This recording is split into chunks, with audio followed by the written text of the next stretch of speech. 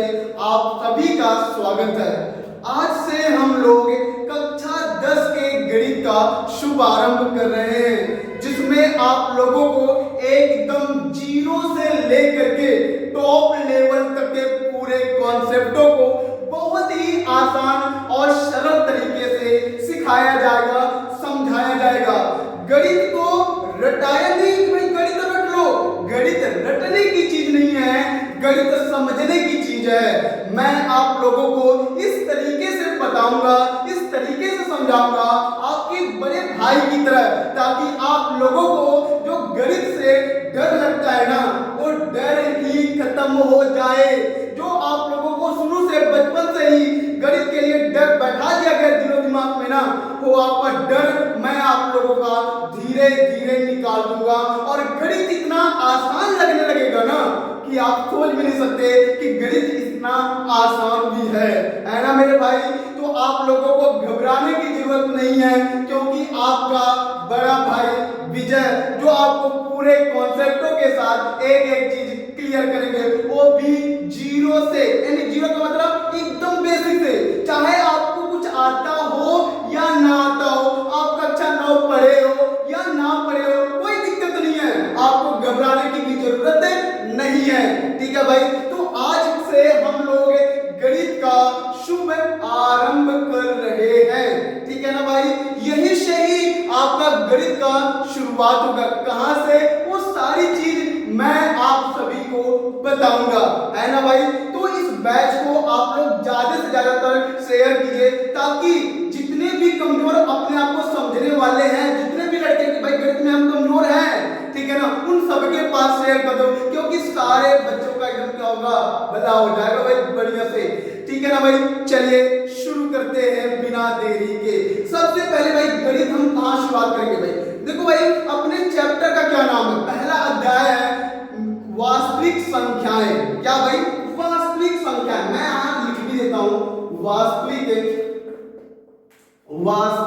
संख्याएं, है ना भाई, बिल्कुल। ठीक है, जिसे हम रियल नंबर से जानते हैं, रियल नंबर। ठीक है भाई, ये हमारा पहला चैप्टर है। कौन सा भाई? पहला चैप्टर, है ना, बिल्कुल। ठीक है, यहां से हम लोग क्या करेंगे, शुरुआत करेंगे। लेकिन हम लोग डायरेक्ट इस चैप्टर के सवालों को लगाने लग जाए, ये ऐसा नहीं करेंगे भाई, है ना, बिल्कुल। हम लोग मेन जो छोटे छोटे कॉन्सेप्ट होते हैं ना भाई, उसको अच्छे से समझना पड़ेगा, तो ही हम इस चैप्टर के जो भी सवाल है ना, उनको एकदम मक्खन की तरीके से लगाएंगे। कब? जब आप इस चैप्टर से पहले जो इसके लगाने वाले तरीके हैं उसको समझ लोगे, तब भाई क्या है वो सारे तरीके। ठीक है ना, बस घबराओ नहीं भाई, ध्यान से आप लोग देखते रहो। ठीक है, तो आपका ये पहला चैप्टर है।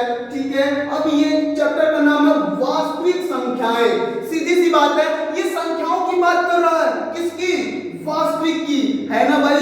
चलिए, वास्तविक संख्या क्या होता है, किन संख्याओं को हम वास्तविक संख्या कहते हैं या कहेंगे, ये सारी चीज मैं पूरा कॉन्सेप्ट आपका क्लियर करने वाला हूं। अगर आपको संख्या कुछ भी नहीं पता है, कुछ भी नहीं, तो इस क्लास को आप लोग देखेंगे ना, तो भाई आपको संख्याओं से डरना तो खत्म गया, है ना भाई जी, बिल्कुल। चलिए आगे देखते हैं भाई, ध्यान सुनो। सबसे पहले हम शुरू करेंगे अंक से, सबसे छोटा अंक, जिसे हम डिजिट कहते हैं भाई।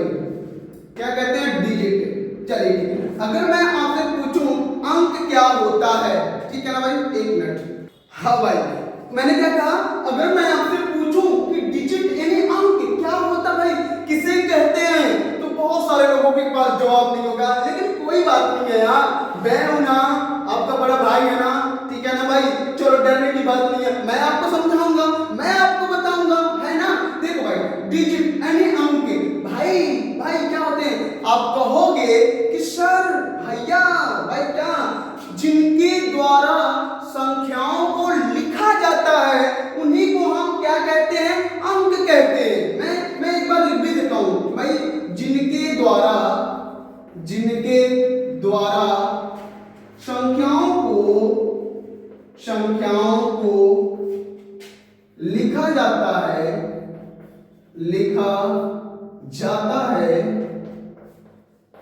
है उन्हें ही अंक कहते हैं। अंक कहते हैं। बस सर कितना आसान तरीका है भाई। जिनके द्वारा संख्याओं को लिखा जाता है उन्हें ही अंक कहते हैं। तो भाई किनके द्वारा संख्याओं को लिखा जाता है वो बातें भी मैं ही आपको बताऊंगा। कौन है भाई? 0 1 2 3 4 5 6 7 8 9। बस इतने ही हैं। इनके द्वारा ही संख्याओं को क्या किया जाता है? लिखा जाता है मेरे भाई। बस ठीक है ना। ये कितने हैं सर? ये कुल हमारे 10 हैं। कुल कितने हैं भाई? 10 है ना भाई। हाँ, इन्हीं के द्वारा ही हम लोग क्या करते हैं? संख्याओं को लिखते हैं। समझ में आ गया भाई। तो जिनके द्वारा आप संख्याओं को लिखोगे ना उन्हीं को हम क्या कहोगे? अंक कहोगे। समझ में आ गया ना? बिल्कुल ठीक है। तो ये तो बात समझ में आ गया कि इनके द्वारा ही संख्याओं को लिखा जाता है ना। चलिए ठीक है। चलिए तो संख्या समझ लेते हैं कि संख्या क्या होता है भाई। क्योंकि इनके द्वारा लिखा जाता है तो सीधी सी बात है जो हमारी संख्या होगा ना वो इन्हीं से मिलकर ही तो बना होगा ना। क्योंकि अभी जस्ट मैंने क्या कहा भाई, इनके द्वारा ही संख्याओं को लिखा जाता है। तो सीधी सी बात है इनको मिला करके क्या लिखोगे? संख्या। तो आप संख्या ऐसे लिखोगे संख्या,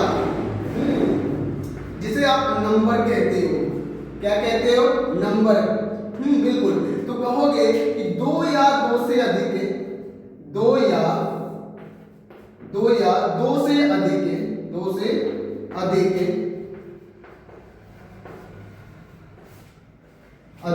अंकों के मेल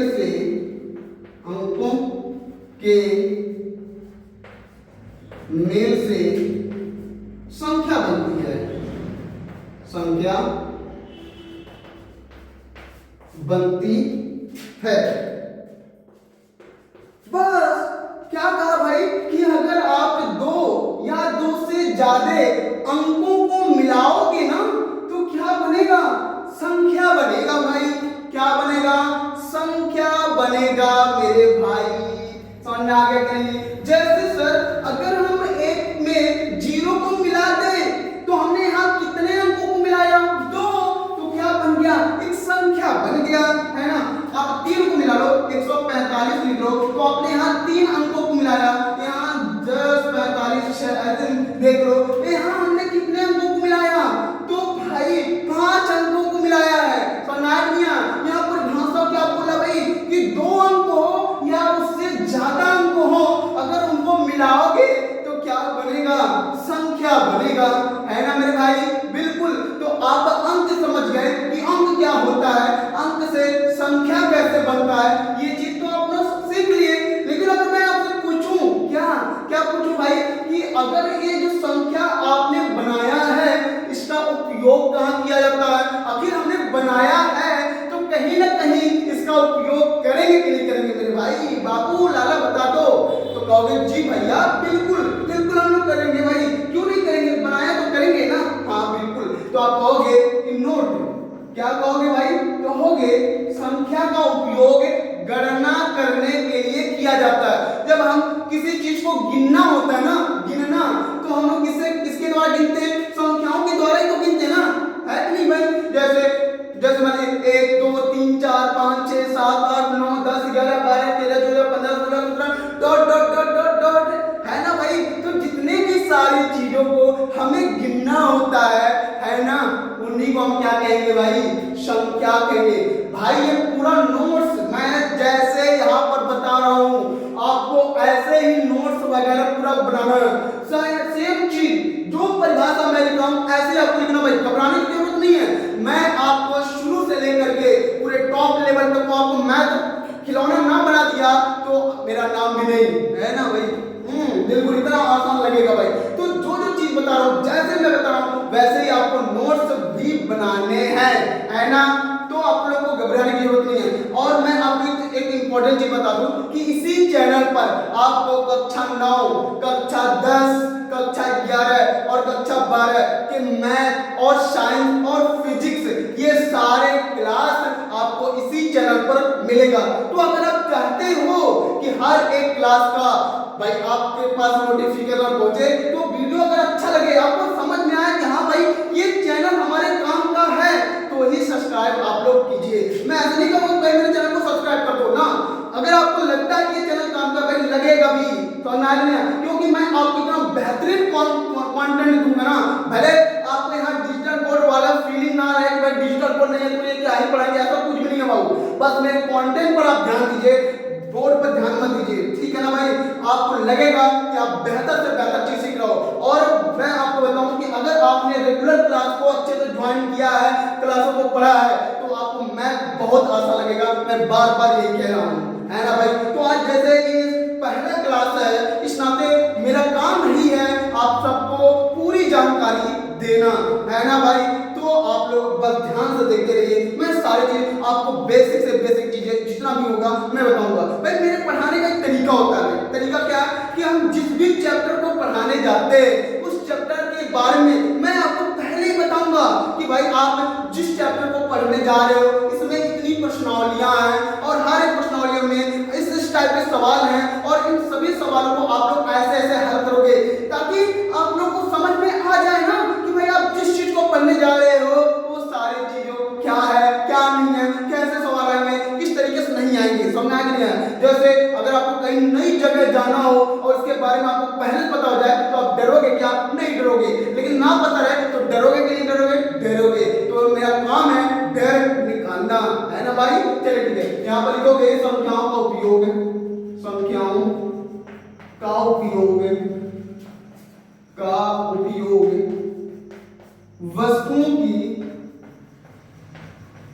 वस्तुओं की गणना करने के लिए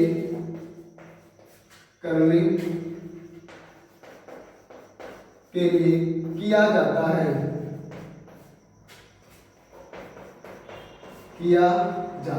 ठीक है भाई। तो इस तरीके से ये आपका पूरा चीज यहां तक हो गया। कोई दिक्कत है भाई? देख लो आप लोग, स्क्रीनशॉट ले लीजिए आप लोग। अब बात करते हैं हम लोग कि जो संख्या होता है वो कितने प्रकार के होते हैं भाई। तो संख्या के प्रकार क्या भाई? संख्या के प्रकार टाइप्स ऑफ नंबर, संख्या के प्रकार, ठीक है भाई। ये आपका हो जाएगा। तो हम कहेंगे भाई संख्या जो होता है मुख्य रूप से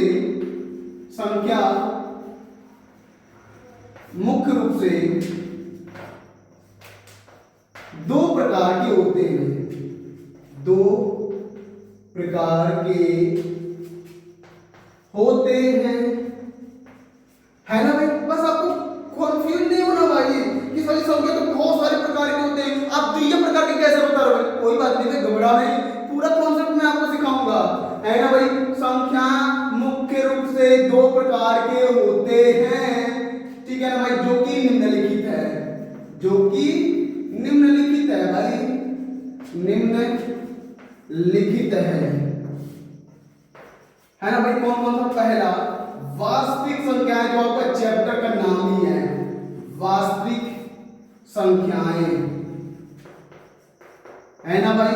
जिसे आप क्या आपने भाई जस्ट कहा रियल नंबर, है ना भाई। दूसरा क्या है भाई? अवास्तविक संख्या, अवास्तविक संख्या, जिसे आप अनरियल बोलते हो, अनरियल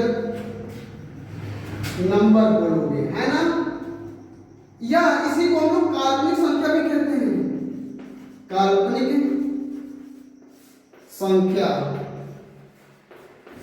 काल्पनिक संख्या को हम लोग इमेजिनरी नंबर बोलते हैं, इमेजिनरी नंबर, ठीक है ना भाई।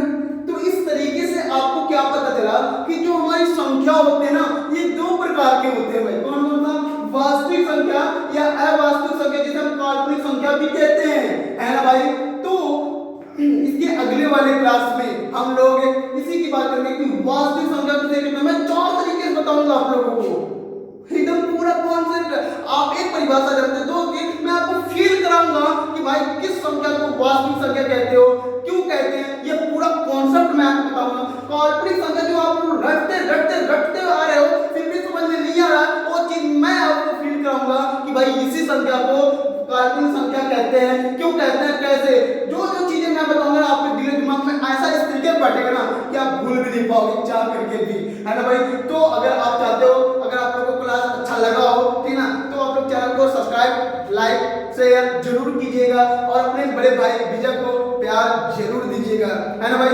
मेरे बोर्ड को, इस चैनल को इतना आगे दीजिए, इतना प्यार बढ़ाइए, इतना प्यार दीजिए कि ये आप लोगों के लिए बेहतर से बेहतर चीजों को ला सके, ताकि सारे क्लासों को यहाँ पर आपके इस चैनल पर उपलब्ध हो सके, है ना मेरे भाई। तो मिलते हैं कल की क्लास में, तब तक बहुत धन्यवाद। तो पहला कौन सी संख्या था भाई, वास्तविक संख्या था, है ना, वास्तविक संख्या, वास्तविक संख्या जिसे हम रियल नंबर के नाम से भी जानते हैं।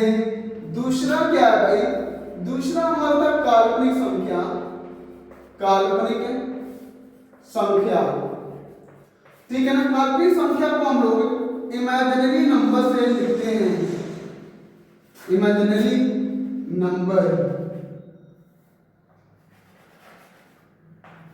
ठीक है ना। काल्पनिक संख्या को हम लोग, काल्पनिक संख्या को हम लोग अवास्तविक संख्या भी कहते हैं, अवास्तविक संख्या, अवास्तविक संख्या को हम लोग अनरियल, अनरियल नंबर कहते हैं, ठीक है। यहां तक मैंने आपको बता दिया था, मैंने आपको बोला था ना भाई, आपको ज्यादा नोट वगैरह कुछ नहीं, जो जैसा मैं बता रहा हूँ, सिखा रहा हूँ, सब कुछ एकदम से प्रॉपर ढंग से नोट्स बनाते हुए जाना है। ये ऐसा बैच ना हो, मैं, मेरा भरोसा रखो कि आप लोगों को गणित एकदम मक्खन की तरह लगने ना लगे तो आप कहिएगा, है ना, ठीक है। तो हमने भाई इन संख्याओं के बारे में जानने की बहुत जरूरत है भाई, बिल्कुल है, ठीक है। सबसे पहले हम वास्तविक संख्या को नहीं जानेंगे, सबसे पहले हम लोग ना काल्पनिक संख्या से शुरुआत करते हैं कि किन संख्याओं को, किस प्रकार की संख्याओं को हम काल्पनिक संख्या कहते हैं या इमेजिनरी नंबर कहते हैं, है ना मेरे भाई। जी बिल्कुल, ठीक है, ध्यान से सुनिएगा भाई।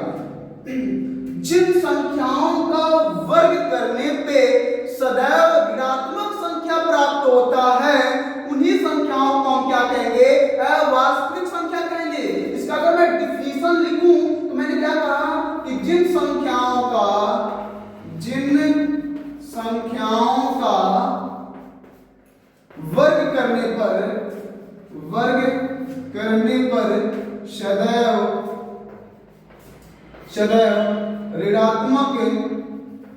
सदैव ऋणात्मक संख्या प्राप्त होता है,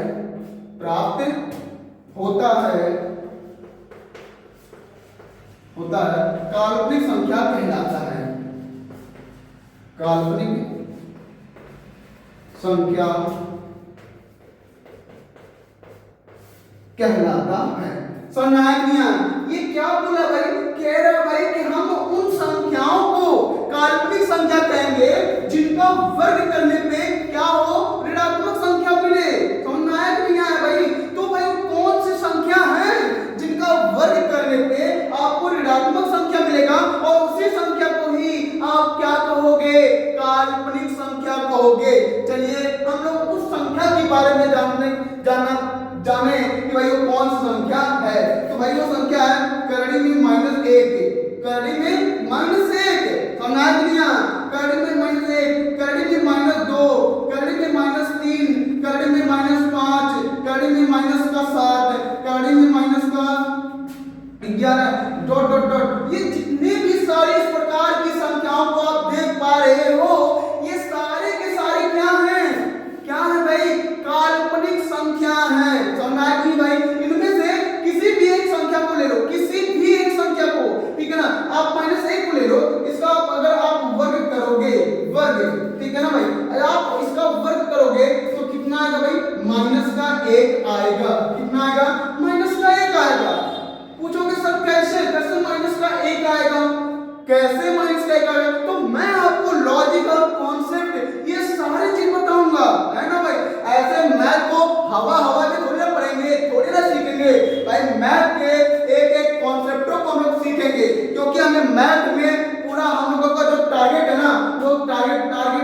भाई मैं यहाँ लिख दूं 100 में 100 है टारगेट भाई, ठीक है ना। जिस तरीके से जिस वे में मैं आपको पढ़ाऊंगा, जीरो से लेकर के मैंने आपको वादा किया है कि भाई जो मैथ कभी पढ़ा नहीं है वो भी मैथ कहेगा सर बहुत आसान है, इस तरीके से मैं आपको को समझाऊंगा सिखाऊंगा, है ना भाई। बस ध्यान से आप लोग बस वीडियो को क्या करना है, देखना है, स्किप नहीं करना है, 2x में नहीं करना भाई। आप जब भी फुर्सत में रहो तो ही आप इस वीडियो को देखो, तो ही आप समझ पाओगे। समझ में नहीं आया भाई, बस भरोसा करके आप केवल देखते रहो, ठीक है भाई। तो ये कैसे हुआ, देखो भाई मैं आपको समझाऊं। करड़ी को मान लो यहाँ x करड़ी में है, अगर x करड़ी में है, ठीक है ना भाई, हम इसे और भी रूप में लिख सकते हैं क्या, इस चीज को हम किसी और रूप में भी लिख सकते हैं क्या? हाँ सर बिल्कुल लिख सकते हैं। करड़ी को हम लोग, करड़ी, ये जो करड़ी आप देख पा रहे हो, इस करड़ी को हम लोग पावर के रूप में 1/2 लिखते हैं, ठीक है ना।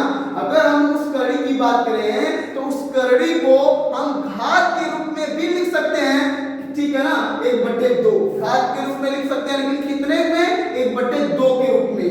तो हर एक करड़ी को, जितने भी सारे करड़ी हैं उन सभी करड़ियों को हम लोग पावर के रूप में भी लिख सकते हैं, कितने, 1/2। समझ आया कि हाँ, तो ये हो गया। अब मान लो करड़ी में 2 है तो हम 2 की पावर 1/2 लिख सकते हैं। क्लियर है कि नहीं क्लियर है? बिल्कुल, इतना दिमाग में बैठा लीजिए। करड़ी में 3 है तो हम 3 की पावर 1/2 आसानी से लिख सकते हैं। तो उसी तरीके से इस -1 को ध्यान से देखना, -1 को मतलब -1 किसमें, करड़ी में, इस करड़ी को हम क्या लिख सकते हैं, 1/2 लिख सकते हैं ना सर, बिल्कुल। और ये 2 इसका घात है अब ध्यान से देखना, आप अच्छी तरीके से जानते हो कि कोष्टक का मतलब क्या होता है, गुणा। क्या होता है भाई, गुणा होता है। इससे ये कट जाएगा तो आंसर क्या आएगा, -1 ही तो आएगा मेरे भाई। ऐसे सारे चीजों को जब आप हल करोगे, जिस तरीके से मैंने यहाँ पर हल करके बताया है, ऐसे सारे संख्याओं को जब आप हल करोगे तो सारे के सारे ऋणात्मक संख्या मिलेगा कि नहीं मिलेगा, मिलेगा ना। तो भाई जब मिलेगा तो इसी जो इतने प्रकार की संख्याएं आप देख पा रहे हो, या इस प्रकार की जितनी भी सारी संख्याएं आपको देखने को मिलेंगी, वे सारे के सारे क्या होंगे, काल्पनिक संख्या होंगे। ये बातें समझ में आया कि नहीं आया? क्लियर है भाई? काल्पनिक संख्या को हम लोग i से प्रदर्शित करते हैं, किसके द्वारा, i के द्वारा प्रदर्शित करते हैं। और इन संख्याओं से मतलब इन संख्याओं से जो सवाल बनते हैं ना, वो कक्षा 11 में आपको सीखने को मिलेगा, आपको कक्षा 10 में सीखने को नहीं मिलेगा। कक्षा 11 में इस प्रकार की संख्याओं से जो सवाल बनेंगे वो वहां पर आप सीखोगे। समझ आया कि नहीं? सबसे पहले मैंने बेसिक क्लास में जो अनाउंसमेंट बैच था उसमें मैंने अंक के बारे में बताया था कि अंक क्या होता है, फिर अंकों से संख्या कैसे बनती है, संख्याओं का उपयोग कहाँ किया जाता है, संख्याएं मुख्य रूप से कितने प्रकार के होते हैं, ये सारी चीजें मैंने आपको वहां पर पहले बता दिया था। फिर मैं यहाँ आपको बताया कि भाई संख्या तो मुख्यतः 2 प्रकार की होती हैं, जो कि ये और ये है। तो हमने सबसे पहले काल्पनिक संख्या की बात किया कि काल्पनिक संख्या क्या है, तो ये सारी चीजें हो गई। भले थोड़ा सा टाइम लगेगा लेकिन मैं आपको बेहतर से बेहतर कंटेंट देने का पूरा काम करूंगा, ठीक है ना भाई। मैं यहाँ कोटा नहीं पूरा कराऊंगा कि भाई देख लो बस रट लो ये ना भाई ना, ऐसा नहीं करना है आप लोगों को, हमें नहीं करना भाई। समझ आया कि नहीं आया? तो ये सारी चीजें तो समझ में आ गया कि भाई आप ये समझ लो कि अगर कोई भी संख्या करड़ी, कोई भी ऋणात्मक संख्या अगर करड़ी में दिखाई दे तो समझ जाइए वो कौन सी संख्या है, आपका काल्पनिक संख्या है। ये बातें समझ में आया कि नहीं आया? ठीक है, ये होगा आपका काल्पनिक संख्या। अब हम बात किसका करेंगे, वास्तविक संख्या की। वास्तविक संख्या भैया किसे कहते हैं, भैया मैं आपको बताऊंगा, आप क्या परेशान हो रहे हो, है ना। देखो वास्तविक संख्या क्या होता है भाई, तो अभी आपने क्या देखा कि जिनका वर्ग करने पे सदा ऋणात्मक संख्या प्राप्त होता है उसे आप काल्पनिक कहोगे, लेकिन जिसका वर्ग करने पे सदा धनात्मक संख्या प्राप्त होगे उसे आप क्या कहोगे, उसे वास्तविक संख्या कहोगे। मतलब मैं ये कहना चाह रहा हूं कि भाई जिन संख्याओं का वर्ग करने पे आपको धनात्मक संख्या प्राप्त हो उसे आप क्या कहोगे, वास्तविक संख्या कहोगे। ये बातें समझ में आए नहीं? अगर वर्ग करने पे ऋणात्मक संख्या हुआ तो आप उसे क्या कहोगे, कहोगे? काल्पनिक। और जिसका धनात्मक प्राप्त होगा उसे क्या कहोगे? वास्तविक कहोगे। ये बातें क्लियर हुआ कि नहीं हुआ? एक काम करते हैं, फट से मैं इसको मिटा देता हूं, आप लोग स्क्रीनशॉट ले लेना फट से। बिल्कुल ये हो गया क्लीन। ठीक है भाई, ये आपका क्लीन हो गया। अब मैं आपका चलता हूं, क्या मैंने कहा कि जिन संख्याओं का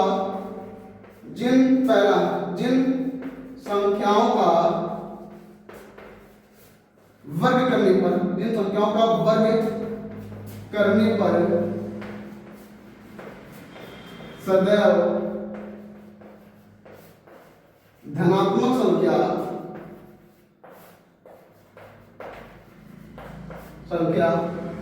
प्राप्त होता है,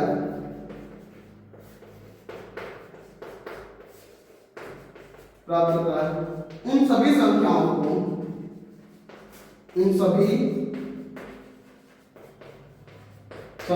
को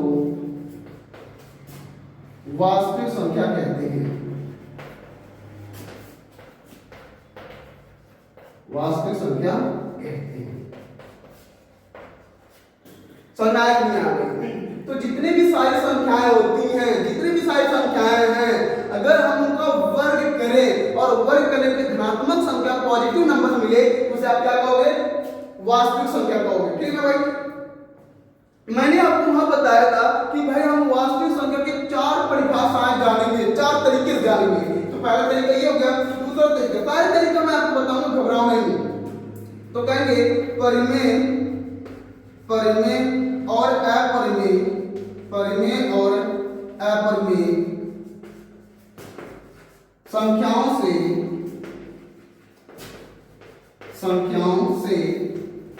मिलकर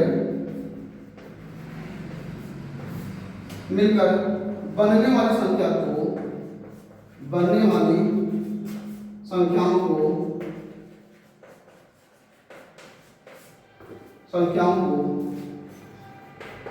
वास्तविक संख्या कहते हैं। वास्तविक संख्या कहते हैं। ठीक है, एक चीज ये हो गया, एक चीज मैं बस अभी हो गया, मतलब यहाँ क्या है कि मैंने कहा कि परिमेय और अपरिमेय संख्याओं से मिल करके जो नई संख्या बनती है उसे भी हम क्या कहेंगे? वास्तविक संख्या कहेंगे। अगर मैं कहूँ सर, मेरे भैया बाबू लाला, परिमेय और अपरिमेय किन संख्याओं को हम परिमेय कहेंगे और किन संख्याओं को हम अपरिमेय कहेंगे? ठीक है ना भाई? ये क्या आपको पता है? अगर आपको पता कमेंट में फटाफट बताइए ना कि भाई किनको आप परिमेय कहोगे और किनको आप अपरिमेय कहोगे। अगर नहीं पता है तो आपका एक बड़ा भैया बताएगा, है ना भाई? बिल्कुल घबराने की जरूरत नहीं है ना? तो भाई लेकिन मैं यहाँ नहीं बताऊंगा, यहाँ नहीं, इनको मैं एकदम पूरा विस्तार से इसको निचोड़ चिथड़ा करके एकदम अच्छे से एकदम पूरा बताऊंगा। समझ में आया नहीं?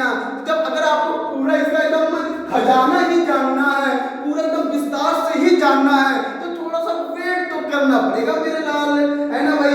वेट करोगे, कहते हैं ना भाई, इंतजार का फल मीठा होता है ना? तो भाई इंतजार कर लो थोड़ा बहुत, मैं सारी चीजें आपको समझाऊंगा। फिलहाल आप वास्तविक संख्या की परिभाषा समझ लो कि भाई जिन संख्याओं का वर्ग करने पे धनात्मक मिलेगा उसे वास्तविक संख्या कहोगे। परिमेय और अपरिमेय संख्याओं से मिलकर जो संख्या बनेगी उसे भी आप क्या कहोगे? वास्तविक संख्या ही कहोगे। लेकिन किन संख्याओं की ये बात कर रहा है ये जानना है तो थोड़ा सा वेट करना होगा, है ना भाई? चलिए ठीक है, इसको भी फिनिश करते हैं, स्क्रीनशॉट ले लीजिए फटाफट। चलिए अब आगे चलते हैं हम लोग थोड़ा सा, बिल्कुल आगे चलेंगे, आगे चलते ही रहेंगे एकदम। चलिए ठीक है, तीसरा चीज है संख्या रेखा पर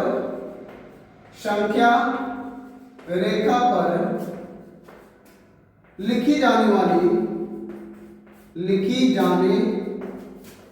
वाली सभी संख्याएं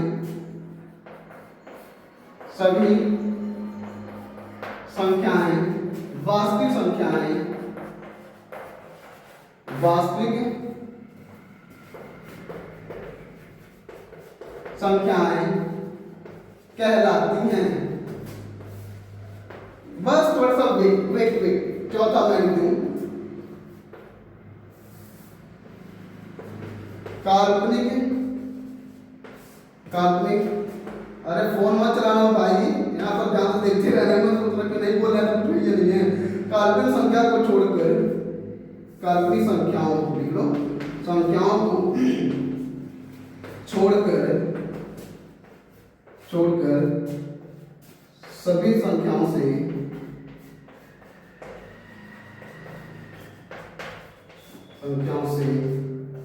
मिलकर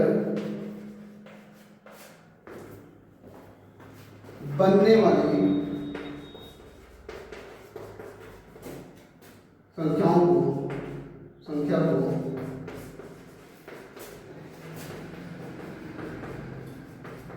वास्तविक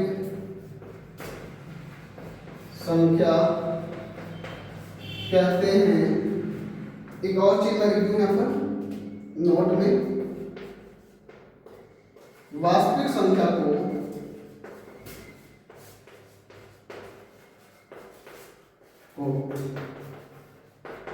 आर से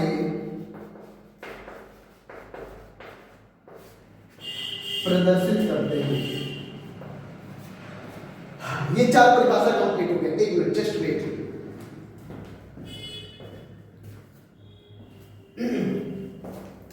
हाँ भाई, चार परिभाषा में पहला क्या था भाई, जो जिनका वर्ग करने पे धनात्मक मिलेगा वास्तविक संख्या। दूसरा क्या था, परिमेय और अपरिमेय से मिलकर जो संख्या बनती है उसे वास्तविक संख्या कहते हैं। तीसरा जो संख्या रेखा, चना में बहुत सारे संख्या रेखा पर ना, जैसे ये संख्या रेखा भाई, इधर आप पूरी संख्या लिखते थे, बट्टे का भी लिखते थे, दशमलव में भी कुछ लिख सकते हो, फिर उसके बाद आप प्लस का भी इधर लिख सकते हो, इधर माइनस का लिख सकते हो, समझ आएगा। तो संख्या इसे बोलते हैं संख्या रेखा। जिस रेखा पे संख्याएं लिखी जाती हैं उसे संख्या रेखा कहते हैं मेरे लाल, है ना। तो संख्या रेखा पर जो भी संख्याएं लिखी जाती हैं उन्हें आप क्या कहोगे, वास्तविक संख्या कहोगे, है ना, बिल्कुल। चौथा ये है कि काल्पनिक संख्याओं को छोड़ करके भाई, जितने भी सारी काल्पनिक संख्या है ना उनको छोड़ करके बकिया जितने भी सारी संख्याएं हैं, जितने भी, ठीक है ना, वे सारे के सारी संख्याओं को मिला दो तो वे क्या बनेंगी, वास्तविक संख्या बनेंगी। यही से हम लोग जानेंगे कि भाई किन किन संख्याओं से मिल करके वास्तविक संख्या बना है। पूरा इसका चिथड़ा ना उधेड़ दिया तो मेरा नाम भी नहीं, है ना भाई। कोई बात नहीं यार, घबराओ नहीं, सब कुछ समझाऊंगा आपको, पूरा एकदम बेहतर ढंग से समझाऊंगा। बस आप लोग बस बने रहिए। परिमेय आप परिमेय क्या कहते हैं, इनका मैं ना एकदम बेहतर से बेहतर कॉन्सेप्ट आपको सिखा चुके हैं ना, ठीक है ना। बहुत सारे परिमेय आप परिमेय रटते हुए आए होंगे ना, मैं आपको यहाँ फीड कराऊंगा संख्याओं का, है ना भाई। खिलवाड़ थोड़ी ना करना है। तो ये सारी चीजें हो गई। बोला भाई जो काल्पनिक संख्या उसको छोड़ दो, बकिया जितने भी सारी संख्याएं हैं उन सबसे मिला करके जो नई संख्या बनाई जाती है उसे ही वास्तविक संख्या कहते हैं। हम लोग जानना चाहते हैं, पूरी जनता जानना चाहती है, पूरी जनता नहीं, पूरे हमारे सारे दोस्त जानना चाहते हैं कि सर भैया वो कौन सी सारी संख्याएं हैं जिनको मिला करके वास्तविक संख्या बनाया जा रहा है। हम लोग जानना चाह रहे हैं।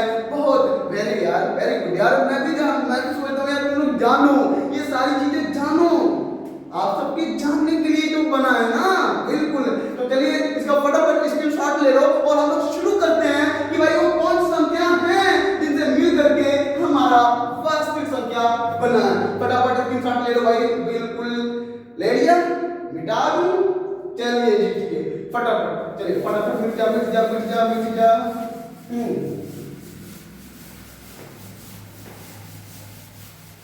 आप सबके लिए बहुत इतना जो भी है मैं बेहतर से बेहतर आपको कंटेंट दूंगा, घबराइए नहीं। चलिए ठीक है, सबसे पहले हमारा आता है प्राकृतिक संख्या।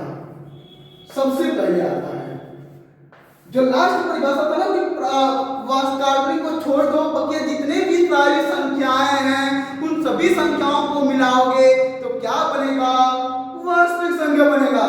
तो मैं उन्हीं संख्याओं की बात करने जा रहा हूं जिनसे मिल करके वास्तविक संख्या बना है ना, बिल्कुल। तो सबसे पहले कौन सी संख्या, वास्तविक संख्या, सॉरी प्राकृतिक संख्या। प्राकृतिक संख्या को हम लोग नेचुरल नंबर भी कहते हैं, नेचुरल नंबर भी कहते हैं भाई। समझ नहीं आया, चलिए ठीक है। अब ये जानेंगे कि भाई प्राकृतिक संख्या क्या होता है, मैं बताऊंगा भाई, जाओ। गिनती की सभी संख्याएं प्राकृतिक संख्याएं कहलाती हैं। बस सिंपल सा काम है भाई। मतलब हम जिनके द्वारा, आप ये भी कह सकते हो कि जिनके द्वारा सारे चीजों को गिना जाता है उन्हीं को हम क्या कहेंगे, प्राकृतिक संख्या कहेंगे। तो भाई किनके द्वारा हम चीजों को गिनते हैं? सर जी 1 से 2 से 3 से 4 से 5 से 6 से 7 से 8 से 9 से 10 से, है ना, ऐसी संख्याओं को हम क्या करते हैं, किसी चीज को गिनते हैं। तो क्या सर यही प्राकृतिक संख्या है? हाँ मेरे भाई, यही प्राकृतिक संख्या है और कुछ नहीं है। आप सिंपल सा जवाब दोगे कि गिनती की सभी संख्याएं प्राकृतिक संख्याएं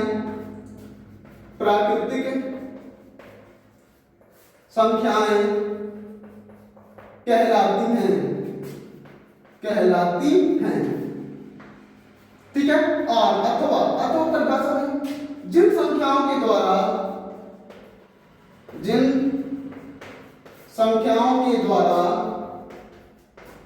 वस्तुओं को मैं आपको पूरा एकदम लिखने वाला चीज बताऊंगा। वस्तुओं को गिना जाता है उन संख्याओं को, उन सभी संख्याओं को प्राकृतिक संख्या कहते हैं।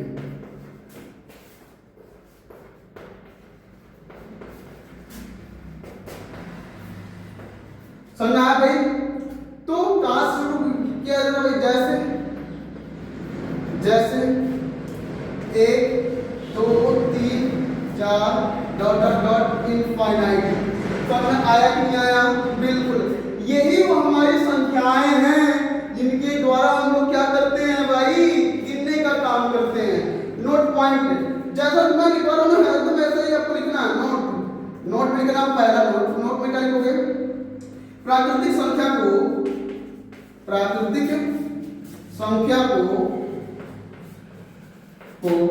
n से प्रदर्शित करते हैं।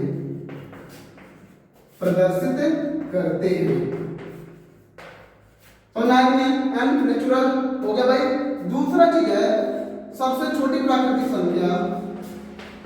सबसे छोटी प्राकृतिक संख्या 1 होता है। एक ही ना होता भाई, 1 होता है, एक ही है। ठीक है। अगर मैं तीसरा बात करूं, सबसे बड़ी प्राकृतिक संख्या, सबसे बड़ी प्राकृतिक संख्या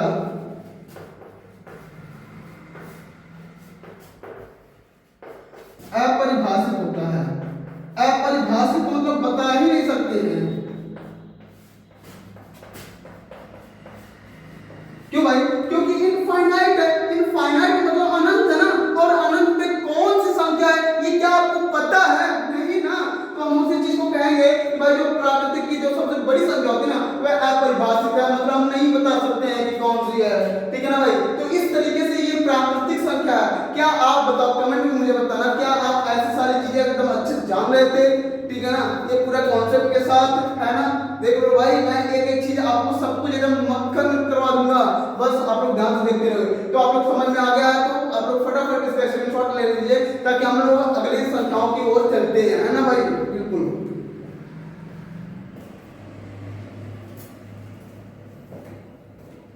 हाँ, तो इसको क्या करते हैं, इधर चल लेते हैं। आप लोग स्क्रीनशॉट ले लोगे। चलिए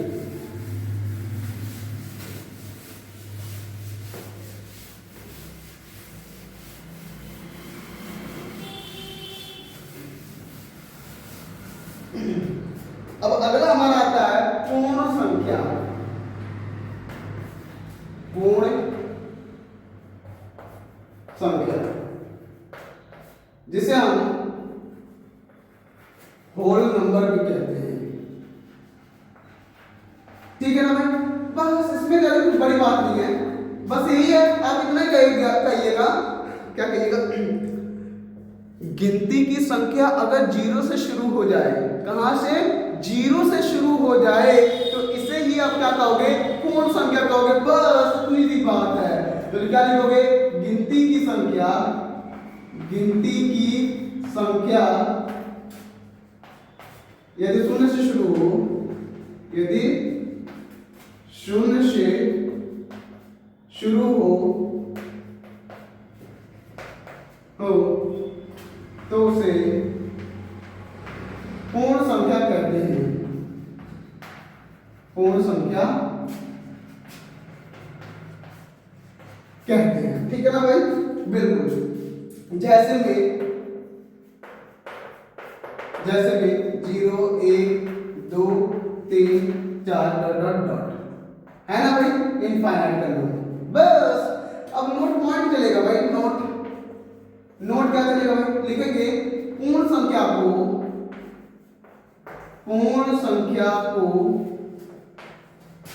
W से प्रदर्शित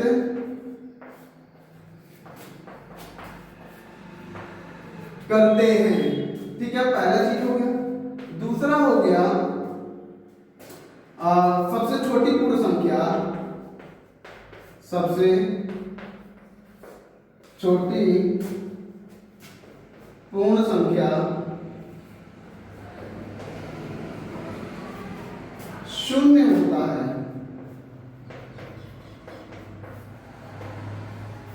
ठीक है, ये चीज हो गया। फिर आगे हम बात करेंगे तीसरा, सबसे बड़ी पूर्ण संख्या, तो भी वही परिभाषित है, सबसे बड़ी पूर्ण संख्या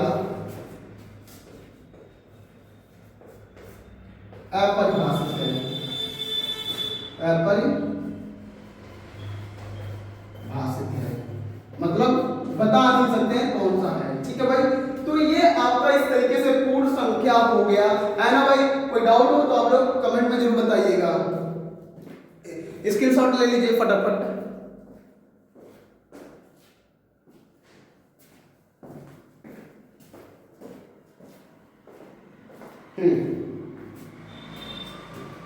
एक मिनट,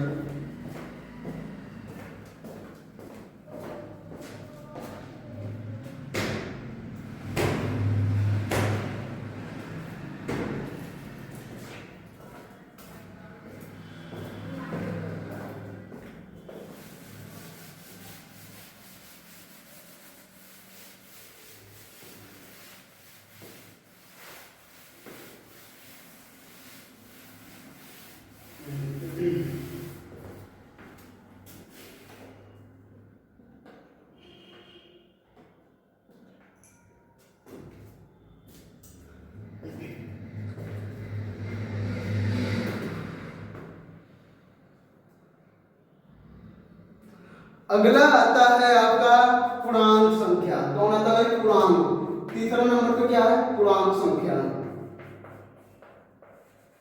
पूर्णांक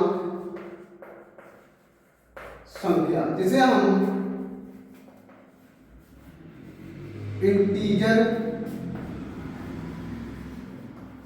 नंबर के नाम से जानते हैं, है ना भाई।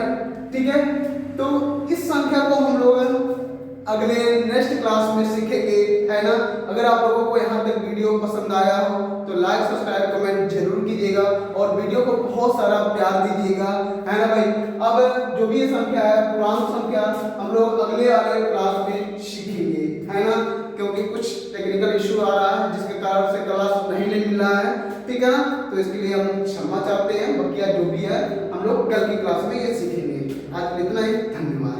हम लोग पूर्णांक की बात कर रहे थे, तो मैंने आप लोगों को वहां बताया था कि भाई अगली क्लास में हम लोग पूर्णांक संख्या के बारे में अच्छे से जानेंगे और इसके पूरे कॉन्सेप्टों को हम लोग एकदम बेहतर से बेहतर सीखेंगे, है ना भाई। तो पूर्णांक जिसे हम इंटीजर के नाम से भी जानते हैं, है ना भाई, बिल्कुल। चलिए हम लोग इसकी बात करेंगे।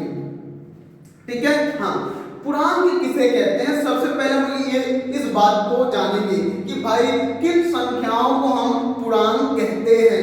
ठीक है, तो मैं आपको बताऊं कि भाई धन संख्या, ऋण संख्या एवं शून्य संख्या को मिला करके जो संख्या बनती है उसी को हम क्या कहते हैं, पूर्णांक कहते हैं। क्या आपने सुना कि जितने भी सारे धन संख्या होते हैं और जितने भी सारे ऋण संख्या होते हैं और शून्य संख्या, इन तीनों को मिला दो, मिलाने से जो संख्या बनेगा उसी को आप क्या कहोगे, पूर्णांक कहोगे।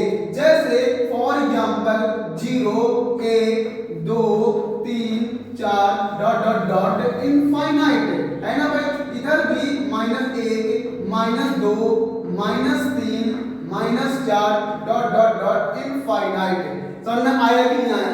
तो यहाँ पर आप देख पा रहे हो इधर जितना भी आपको दिखाई दे रहा है ये क्या है, धन संख्या है।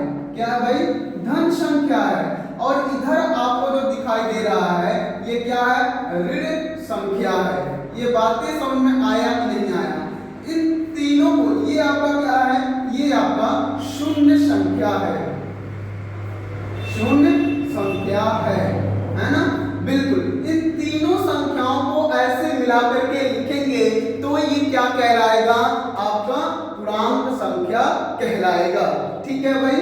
तो आप ऐसे लिख सकते हो कि धन, डिफिनेशन लिखना है, धन ऋण एवं शून्य संख्याओं को मिलाने से बनी हुई संख्या को, मिलाने से बनी हुई संख्या को पूर्णांक कहते हैं, पूर्णांक कहते हैं। क्लियर है यहाँ तक? बिल्कुल। तो ये हमारा पूर्णांक हो गया। ये बातें समझ में आया कि नहीं? अभी मैं इस संख्या में ऐसे ऐसे कॉन्सेप्ट आपको बताऊंगा ना जो आपको शायद न पता हो, है ना भाई। बस आप लोग आराम से क्लास को देखते रहिए और एंजॉय करते रहिए और साथ साथ लिखते रहिए। लेकिन जब मैं लिखवाऊं, जब मैं आपको समझाऊं तो आपको बिल्कुल लिखना नहीं है यार, पहले आप सुनो फिर लिखो, है ना।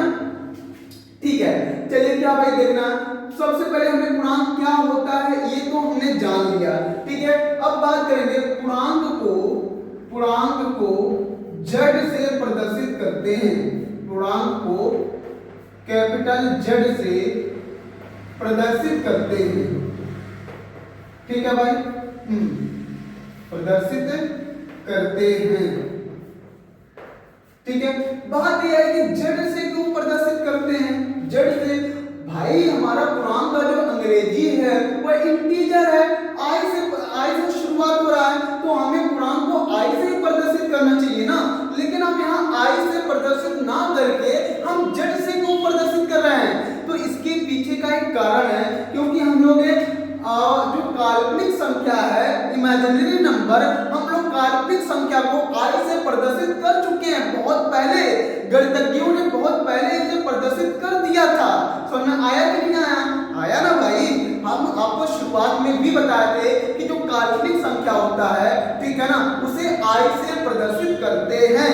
ठीक है, जब हम आई से वहां उस संख्या को प्रदर्शित कर दिए हैं तो फिर हम पूर्णांक को कैसे दर्शा सकते हैं? नहीं दर्शा सकते हैं ना। ठीक है ना, तो इस नाते हम यहाँ नहीं दर्शा सकते। तो फिर यहाँ हम ए बी सी डी कुछ भी ले सकते थे, फिर हमने जेड ही क्यों लिया?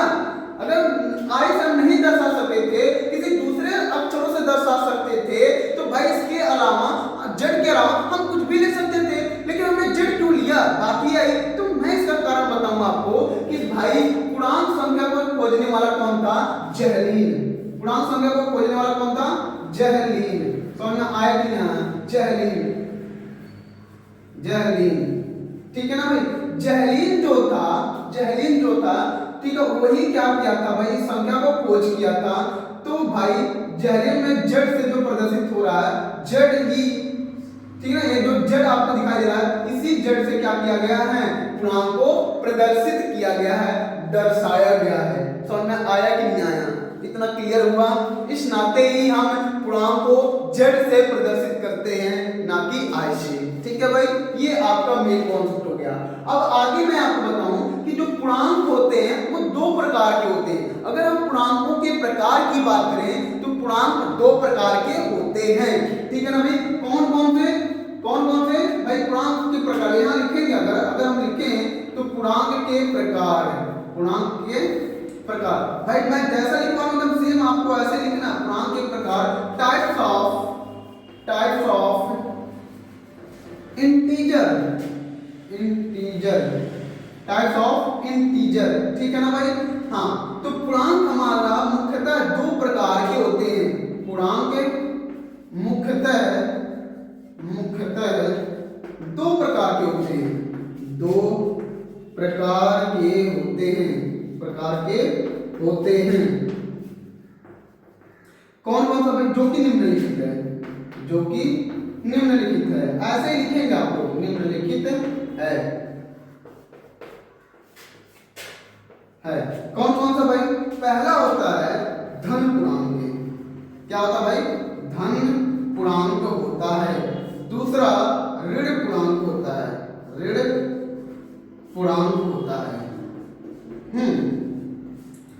धन पूर्णांक को हम लोग z प्लस से प्रदर्शित करते हैं, ऋण पूर्णांक को हम लोग z माइनस से प्रदर्शित करते हैं। ये बातें समझ में आए नहीं है? तो मैंने क्या कहा भाई, जो पूर्णांक होते हैं दो प्रकार के होते हैं, धन पूर्णांक, ऋण पूर्णांक। धन पूर्णांक हम लोग z से प्रदर्शित करेंगे, ऋण पूर्णांक को z माइनस से प्रदर्शित करेंगे, है ना भाई। अब बात यह है कि हम किन संख्याओं को धन पूर्णांक और किन संख्याओं को ऋण पूर्णांक कहेंगे। तो आप बस इतना सा सिंपल सा जवाब लिखेंगे कि धन संख्याओं को धन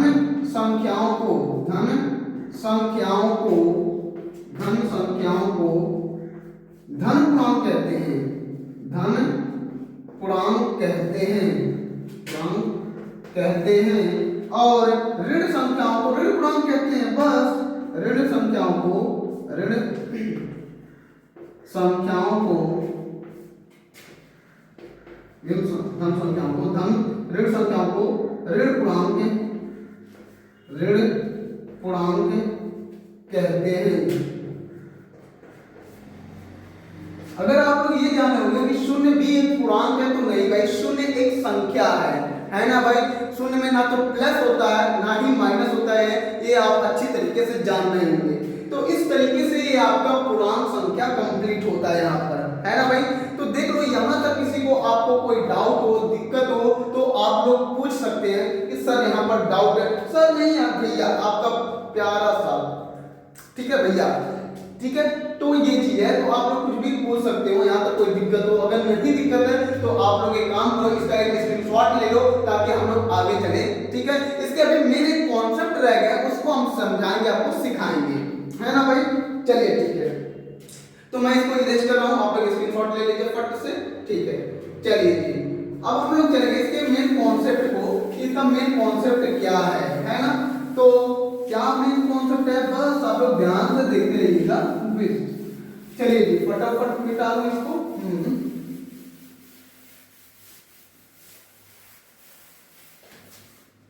चलिए जी, ठीक है। क्या है भाई, चलो कॉन्सेप्ट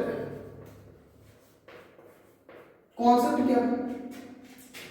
अगर मैं कहूं कि हमारे पास दो पूर्णांक हैं, अगर इन दोनों पूर्णांकों को हम जोड़ें, घटाएं, गुणा करें या भाग करें, तो कौन कौन सी संख्या मिलेगा, ये हम आपसे पूछें तो आप क्या बताओगे? कमेंट में आप फटाफट बता दो, फटाफट बताओ, है ना भाई। मैंने क्या कहा कि दो पूर्णांक हैं, दोनों पूर्णांकों को जोड़ोगे, घटाओगे, गुणा करोगे, भाग करोगे, तो क्या मिलेगा? पूर्णांक ही मिलेगा। सॉरी, क्या मिलेगा?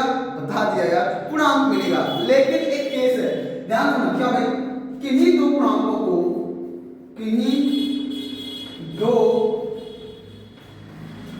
को जोड़ने, घटाने एवं गुणा करने पर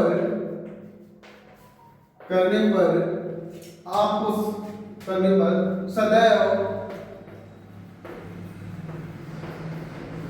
पूर्णांक संख्या ही प्राप्त होता है, पूर्णांक संख्या ही प्राप्त होता है, ठीक है भाई। जैसे मान लो क्या कहा कि किन्हीं दो पूर्णांकों को जोड़ने, घटाने एवं गुणा करने पर सदैव क्या मिलता है, पूर्णांक संख्या ही मिलता है। जैसे मान फॉर एग्जांपल अगर मैं -2 गुणे 3 करूं, -2 क्या पूर्णांक है, ऋण पूर्णांक है, 3 क्या धन पूर्णांक है, 2 3 6 माइनस का 6। अब ये माइनस का 6 अगर मैं पूर्णांक संख्या में खोजूं तो मुझे -6 मिलेगा कि नहीं मिलेगा, मिलेगा ना। तो ये -6 क्या आया, पूर्णांक आया कि नहीं आया, सर आया, बिल्कुल आया। ठीक है, पूर्णांक है। अगर मैं कहूं 2 + 3 तो 2 3 5 होता भाई, ये भी क्या है, पूर्णांक ही तो है ना, बिल्कुल है। अगर मैं घटा दूं 2 - 3 कर दूं तो आएगा -1। -1 क्या है, पूर्णांक है कि नहीं है, है भाई है, तीनों केस में है। ठीक है, तो किन्हीं भी दो पूर्णांकों को, 2 या 2 से ज्यादा कुछ भी ले लो यार, कोई दिक्कत नहीं है। ठीक है भाई, 2 या 2 से ज्यादा कुछ भी ले लो, उसमें मतलब नहीं है, बस मैं 2 को लेकर के समझा रहा हूं आपको कि अगर आप दो पूर्णांकों को जोड़ते हो, घटाते हो या गुणा करते हो तो आपको इन हर एक केस में आपको क्या मिलेगा, पूर्णांक संख्या ही मिलेगा। लेकिन अगर आप किन्हीं दो पूर्णांकों का, लेकिन क्या भाई, लेकिन यदि किन्हीं दो पूर्णांकों का, किन्हीं दो पूर्णांकों का भाग करने पर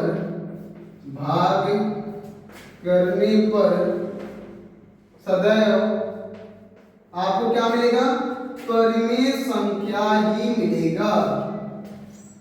क्या मिलेगा, परिमेय संख्या मिलेगा,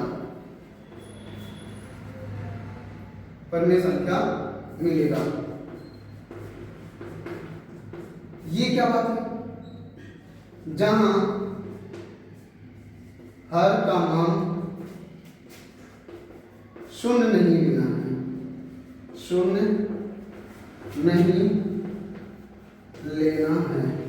कहने का मतलब क्या हुआ भाई कि अगर आप किन्हीं दो पूर्णांकों का भाग करते हो तो उनका भाग आपको सदैव क्या मिलेगा, परिमेय संख्या मिलेगा भाई। जैसे मान लो 1 है, 1 में अगर हम 2 का भाग करें तो क्या ये 1/2 आपको पूर्णांक में मिलेगा, क्या नहीं मिलेगा भाई। पूर्णांक संख्या क्या होता है भाई, 0 1 2 3 डॉट डॉट डॉट, इधर -1 -2 -3 डॉट डॉट डॉट। तो इसमें आप बताओ, इसमें कोई बटे वाली संख्या आपको मिल रहा है क्या, नहीं ना भाई। जब नहीं मिल रहा है तो किन्हीं दो पूर्णांकों का, वही तो मैंने बोला कि किन्हीं भी दो पूर्णांकों का अगर आप भाग करते हो तो क्या मिलेगा आपको, परिमेय संख्या ही मिलेगा। सुनना है कि नहीं। तो आप कहोगे कि सर अगर हम 4 में 2 का भाग कर दें तो 2 गुना 4 होता है, यहाँ तो 2 आ गया, ये तो पूर्णांक हो गया। लेकिन आपने क्या बोला कि भाई परिमेय संख्या होगा। जी बिल्कुल, आपने शायद सुना नहीं, कैसे होता भाई, 2 एकम 2, 2 गुना 4, ऐसे ही तो काट दो ना, तो बटे में क्या आएगा, 2/1 आएगा कि नहीं आएगा, आएगा ना। तो इस कारण से ये भी क्या है भाई, पूर्णांक बटे पूर्णांक है कि नहीं है। तो वही मैंने बोला कि किन्हीं भी दो पूर्णांकों का अगर आप भाग करते हो तो आपको क्या मिलेगा, परिमेय संख्या मिलेगा। और वहीं पर अगर आप दो पूर्णांकों को जोड़ते हो, घटाते हो या गुणा करते हो तो आपको पूर्णांक ही मिलेगा। समझ आया मेरे भाई, बिल्कुल। तो इस तरीके से ये आपका पूर्णांक संख्या कंप्लीट हुआ। पूर्णांक संख्या का जो कॉन्सेप्ट है ये भी आपका क्या हुआ, कंप्लीट हुआ भाई। जो मैं कॉन्सेप्ट आपको बता रहा हूं ना, ये सारी चीजें एकदम अच्छे से आप लोग याद कर लीजिएगा, समझ लीजिएगा। क्योंकि अगर आप ये सारी छोटी छोटी बातें अगर आप लोग अच्छे से सुने रहोगे, समझे रहोगे ना, तो भाई मैं पूरे गारंटी के साथ कह रहा हूं, मैंने क्या प्रण लिया है कि आप सभी को मैथ का खेल ना बना दिया तो आपका बड़ा भाई उसका बात अलग है ना। ठीक है, तो उसके लिए वही चीज है भाई, आप लोग मेहनत से अपना थोड़ा सा, आप भी मेहनत करो, हम भी मेहनत करें, हम दोनों मिल करके मेहनत करेंगे भाई। इस बात को याद रखना, आप अकेले नहीं हो इस लड़ाई में, हम भी आपके साथ हैं, है ना भाई। चलिए ठीक है, तो इस तरीके से ये हो गया। अब बात करेंगे हम अगली संख्या की। अगली संख्या हमारी क्या आ रही है भाई, परिमेय संख्या आ रही है ना भाई। हम परिमेय संख्या के बारे में आज जानेंगे। आज के क्लास में सब कुछ लगभग पूरी संख्याओं को खत्म करेंगे। है ना भाई? बिल्कुल, कोशिश यही है, बकिया चलती है। परिमेय संख्या करें, परिमेय संख्या, परिमेय संख्या, परिमेय संख्या को हम बोलते हैं रेशनल नंबर, रेशनल नंबर। ठीक है भाई? हाँ, परिमेय संख्या क्या होता है भाई? परिमेय संख्या को हम लोग दो तरीके से बताएंगे। कितने तरीके से? दो तरीके से। हम परिमेय संख्या को दो तरीके से परिभाषित कर सकते हैं, बता सकते हैं। भाई कौन कौन सा तरीका है, ध्यान दो। पहला, जिन संख्याओं को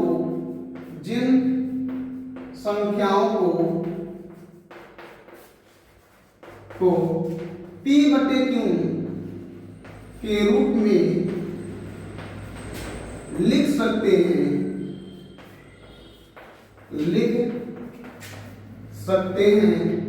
उन संख्याओं को परिमेय संख्या कहते हैं।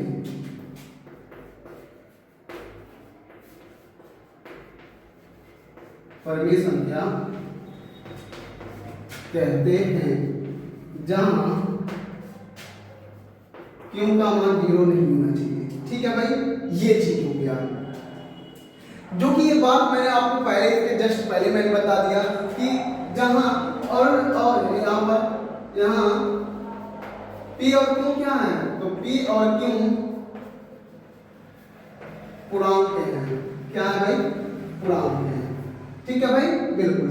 तो ये चीज हो गया जो कि मैंने आपको बता दिया, हर का मान 0 नहीं ना हो। चलिए ठीक है, इस तरीके से तो मैंने आपको बता दिया था। दूसरा का तरीका भाई कि जिन संख्याओं का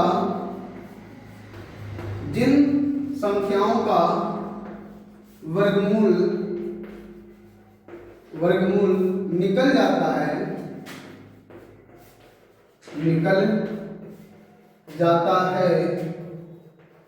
उन सभी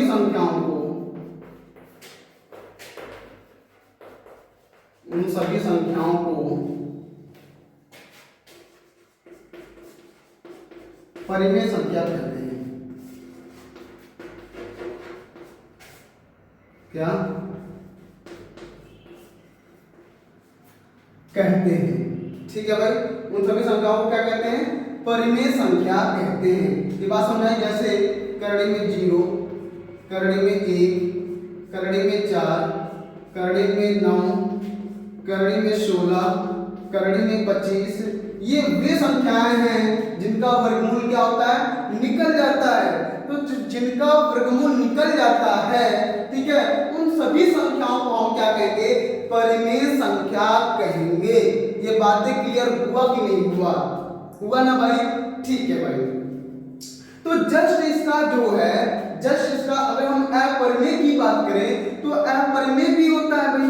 अच्छा जी, अपरिमेय की संख्या की बात करने से पहले हम इसका एक इंपॉर्टेंट बात करें कि हमारे जितने भी परिमेय संख्या होते हैं, अगर हम इसे दशमलव के रूप में बदलें, ठीक है ना भाई, तो परिमेय संख्याओं का जो दशमलव प्रसार होता है वो कितने प्रकार का होता है, इसकी भी बात हम लोग कर लेते हैं। ठीक है ना? ये जो क्लास है, ये जो बेसिक चीज मैं पढ़ा रहा हूँ, ये कक्षा 9 और कक्षा 10 ये दोनों के मेरे प्यारे दोस्तों के लिए भाई। ठीक है ना भाई? क्यों भाई? क्योंकि कक्षा 9 का जो पहला चैप्टर है वो संख्या पद्धति है, नंबर सिस्टम है, और ये आपका पहला चैप्टर क्या वास्तविक संख्या है। तो दोनों के बेसिक क्लास में आपको ओबी और ये भी पढ़ना पड़ेगा भाई। इस नाते मैं ऐसा आपको बता रहा हूं ताकि आप दोनों का भी एक साथ हो सके, है ना भाई? देखो भाई, अगर हम परिमेय संख्या का दशमलव प्रसार करें तो देखेंगे परिमेय संख्या का कॉन्सेप्ट है, परिमेय संख्या का दशमलव प्रसार। ठीक है ना? तो जो परिमेय संख्या का दशमलव प्रसार होता है वो दो प्रकार का होता है। तो परिमेय संख्या का दशमलव प्रसार दो प्रकार का होता है।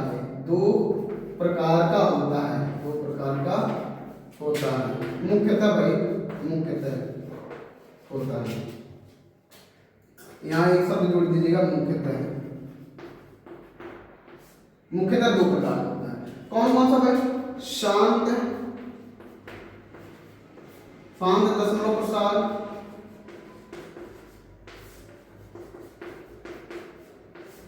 दूसरा अशांत आवृत्ति दशमलव प्रसार। ठीक है भाई, तो मैंने क्या कहा कि जो हमारा परिमेय संख्या होता है, ठीक है, इसका दशमलव प्रसार अगर मैं करूं तो कितने प्रकार के होते हैं? तो मैंने कहा कि अगर आप परिमेय संख्या का दशमलव प्रसार करते हैं तो ये मुख्यतः दो प्रकार के होते हैं, जो कि पहला शांत दशमलव प्रसार है, दूसरा अशांत आवृत्ति दशमलव प्रसार है। ठीक है ना भाई? एक मिनट,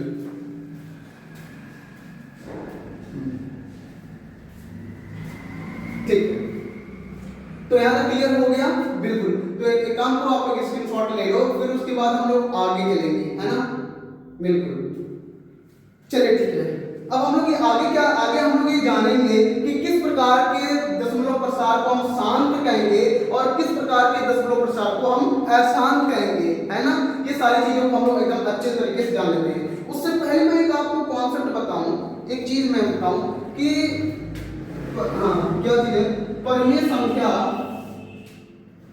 जो होता है ना, परिमेय संख्या का HCF है, परिमेय संख्याओं का, देखो मान लो परिमेय संख्या का HCF क्या होता है? मैसर होता है भाई, मैसर सदैव एक होता है, सदैव एक होता है।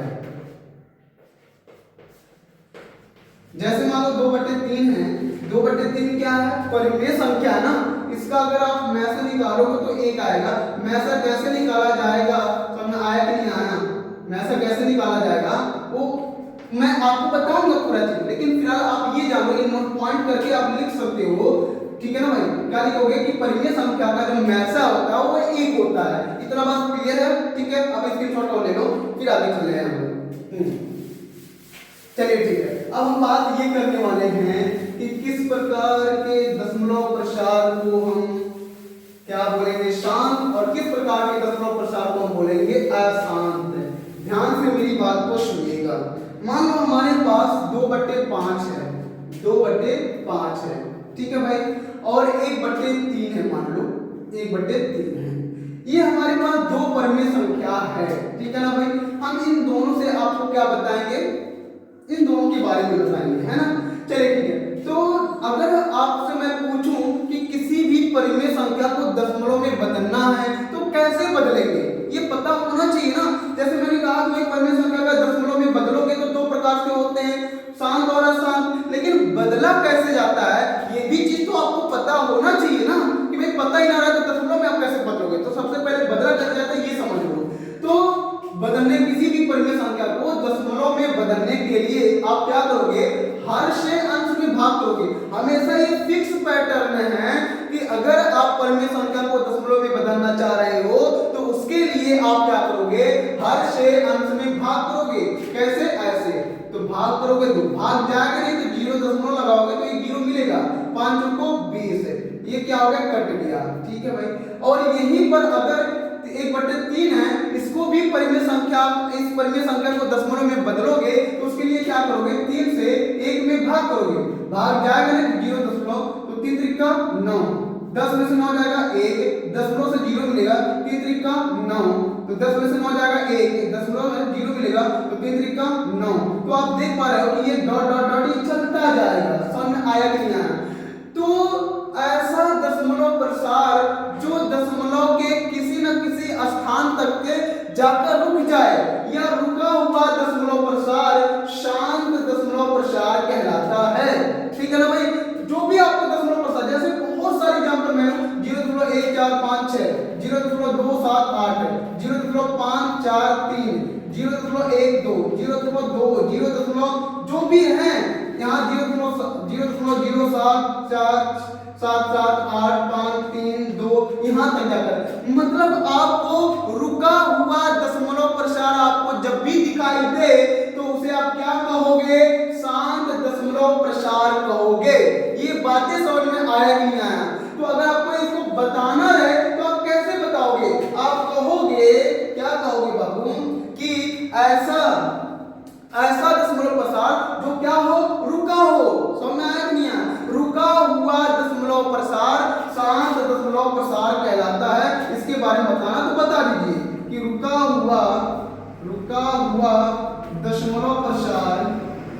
दशमलव प्रसार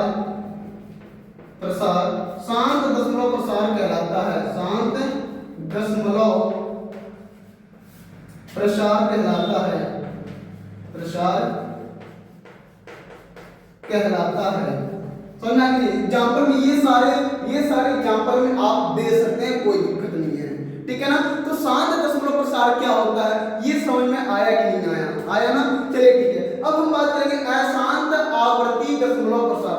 अशांत मतलब जो रुका हुआ है वो शांत है, और जो ना रुका हो उसे क्या बोलोगे, अशांत बोलोगे।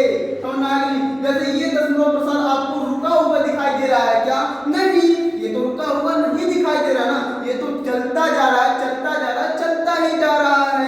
समझ नहीं आया? तो जो दशमलव प्रसार रुका हुआ दिखाई ना दे उसे बोलोगे अशांत, ठीक है। लेकिन पूरा आवर्ती, आवर्ती का मतलब क्या हुआ, आवर्ती का मतलब कि दशमलव के बाद अगर संख्या बार बार रिपीट कर रही है, मतलब बार बार आ रहा है, तो उसे बोलोगे आवर्ती।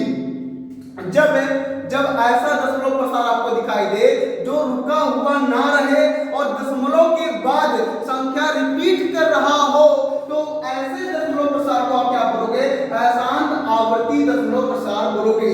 रिपीट में एक भी संख्या रिपीट कर सकता है, दो भी रिपीट कर सकता है, तीन भी रिपीट कर सकता है, चार भी रिपीट कर सकता है। कहने का मतलब एक बात कि 0.47474747 डॉट हो गया, 0.131313 डॉट हो गया, 0.123 डॉट हो गया, 0.4156 डॉट हो गया। तो यहाँ पर आप क्या देख रहे हो, ये जितने भी सारे दशमलव प्रसार हैं, ठीक है ना, यहाँ पर क्या हो रहा है, दशमलव के बाद संख्याएं रिपीट कर रही हैं, और रिपीट में वो एक भी रिपीट कर सकता है, दो भी रिपीट कर सकता है, तीन भी रिपीट कर सकता है, चार भी रिपीट कर सकता है, पांच संख्याएं भी रिपीट कर सकती हैं।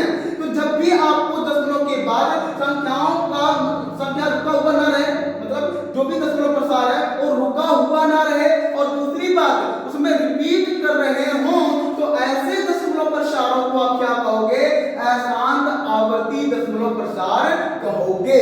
ये बातें समझ में आया कि नहीं आया, क्लियर है ना भाई। इसको आप ऐसे भी लिख सकते हो, इसको ऐसे भी आप लोग लिख सकते हो।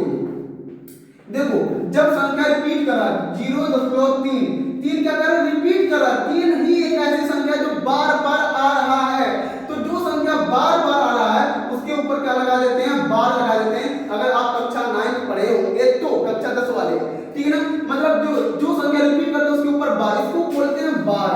बार का मतलब क्या होता है भाई कि ये बार बार संख्याएं नहीं, यहाँ पर कौन कितने संख्या रिपीट करना है, 4 7 दोनों रिपीट करना है, तो दोनों के ऊपर बार लगेगा। यहाँ पर 0.13 इसके इन दोनों के ऊपर बार लग जाएगा। यहाँ तीन संख्या रिपीट कर रहे हैं तो 0.1 2 3 के ऊपर बार लग जाएगा। यहाँ इतनी संख्या रिपीट करेंगे तो 0.4 1 5 6 ये चारों संख्याओं पर क्या लग जाएगा, बार लग जाएगा। तो इस प्रकार के दशमलव प्रसार को हम शांत और अशांत बोलते हैं। ये बातें क्लियर हुआ कि नहीं हुआ? अगर ये क्लियर हो गया है तो मैं अब आगे चलूं अपरिमेय संख्या की ओर। तब तक आप लोग इसका स्क्रीनशॉट ले लीजिए और अच्छे से लिख लीजिए।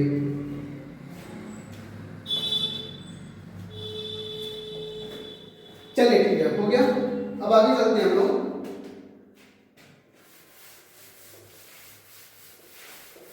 अब हमारा आता है अपरिमेय संख्या, है ना भाई।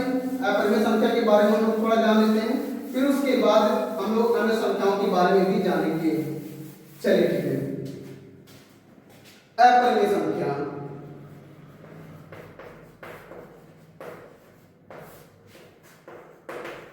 अपरिमेय संख्या को हम लोग इंग्लिश में इररेशनल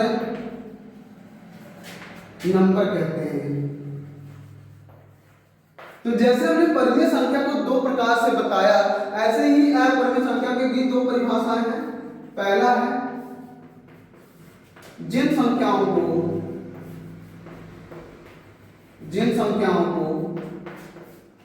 P/Q के रूप में ना लिख सके उन्हें अपरिमेय संख्या कहते हैं। अपरिमेय संख्या कहते हैं। अब बात ये करेंगे हम लोग कि किन संख्याओं को हम p बटे q के रूप में नहीं लिख सकते, जिन्हें हम अपरिमेय संख्या कहेंगे। कौन सी वह ऐसी संख्या है जिसे हम बटे के रूप में नहीं लिख सकते हैं? तो अगर ये जानना तो थोड़ा सा वेट करो अभी जस्ट। और दूसरा आपको क्या है कि जिन संख्याओं का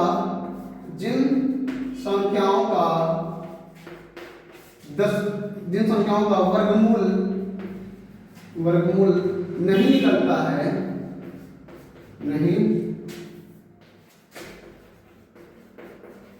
निकलता है, उन सभी संख्याओं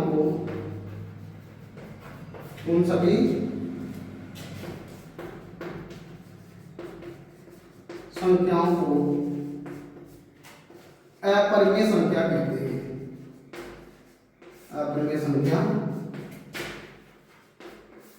कहते हैं।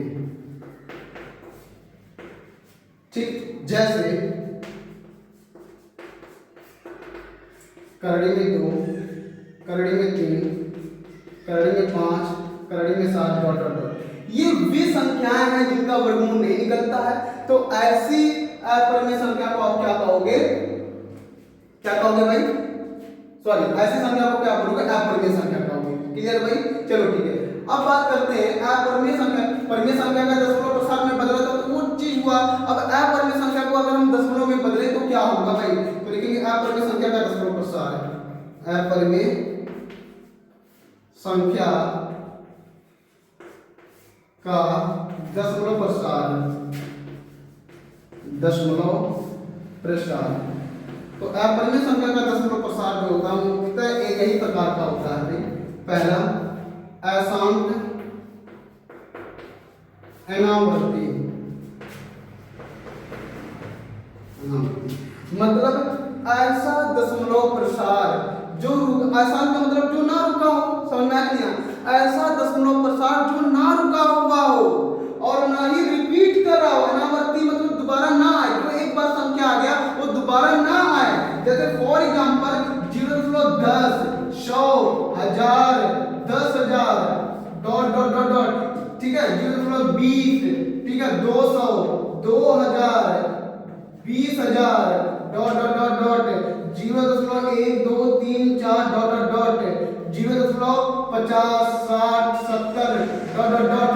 ये वे संख्याएं हैं जो रुका हुआ नहीं है। और दूसरी बात ये रिपीट भी नहीं कर रहे हैं। तो ऐसा दशमलव प्रसार जो ना रुका हुआ हो और ना ही रिपीट कर रहे हो, ऐसे दशमलव प्रसारों को हम अशांत अनावर्ती बोलते हैं। और ऐसे दशमलव प्रसारों को, ऐसी संख्याओं को ही हम p बटे q के रूप में नहीं लिख पाते हैं।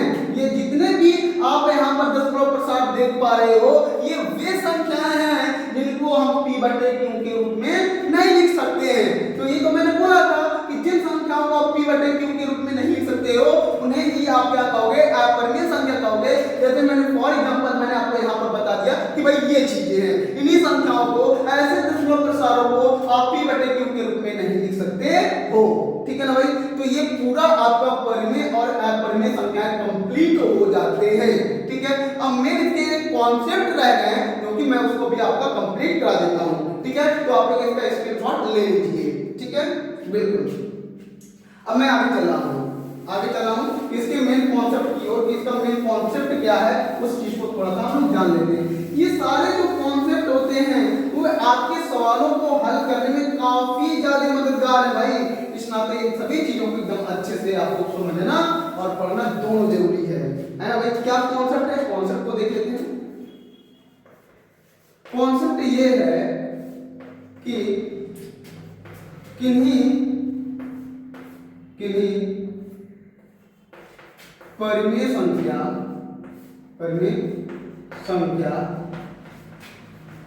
और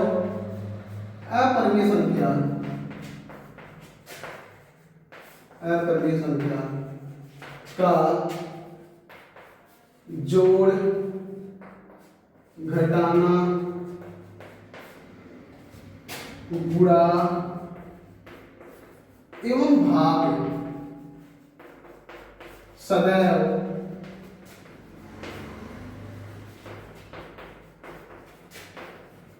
अपरिमेय संख्या ही होता है। ठीक है भाई, ये क्या बोला है?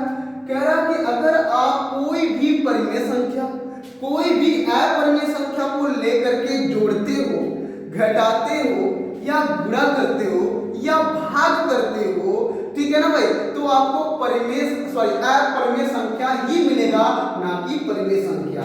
जैसे फॉर एग्जांपल, जैसे में आप ये दिखा सकते हैं, जैसे 2 करड़ी में 3, ठीक है, 2 प्लस करड़ी में 3, 2 माइनस करड़ी में 3, ठीक है, 2 बटे करड़ी में 3 या करड़ी में 3 बटे 2। मैंने यहाँ सब कुछ दिखा दिया, गुणा, जोड़, घटाना, भाग, ये चारों केस में, इस टाइप के जो भी केस आपको यहाँ पर दिखाई दे रहे हैं, ये सारे केस में क्या है? ये अपरिमेय संख्या ही है। क्लियर है भाई? ठीक है भाई, तो ये मेरा मेन कॉन्सेप्ट था। ठीक है भाई, अब अगला कॉन्सेप्ट ये है कि कॉन्सेप्ट नंबर 1, दूसरा कॉन्सेप्ट ये है कि पाई अपरिमेय संख्या है। पाई क्या है भाई? अपरिमेय संख्या है। ठीक है भाई, पाई अपरिमेय संख्या है।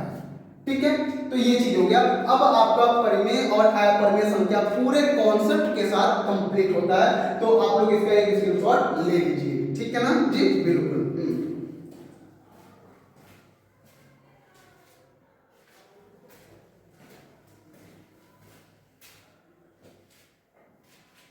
ठीक है, तो आप लोग स्क्रीनशॉट ले लिए हैं। चलिए आगे चलते हैं हम लोग।